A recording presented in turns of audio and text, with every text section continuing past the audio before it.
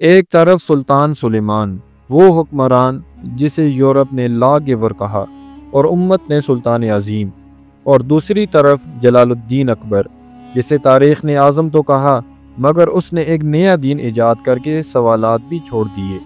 اب سوال یہ ہے، اصل میں عظیم کون تھا؟ سلطان سلیمان نے خلافت عثمانیہ کو اسلام کا قلعہ بنایا۔ ان کی سلطنت یورپ، ایشیا اور افریقہ تک پھیلی ہوئی تھی، اور شریعت ان کے قوانین کی بنیاد تھی۔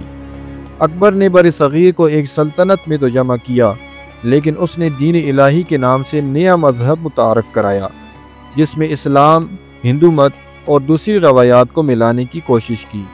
یہی وہ مقام تھا جہاں علماء اور امت کے درمیان اختلاف کھڑا ہوا۔ تو سوچنے کی بات یہ ہے، کیا اکبر کی عظمت اس کے اتحاد کی پالیسی میں ہے، یا اس کے دین الہی کے تجربے نے اس کی وراثت کو مشکوک بنا دیا؟ اور کیا سلیمان کی اصل کامیابی یہ نہیں تھی کہ اس نے اسلامی شریعت کو سلطنت کی بنیاد بنایا؟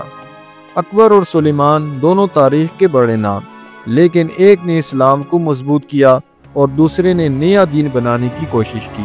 اب فیصلہ آپ کریں، اصل عظیم حکمران کون تھا؟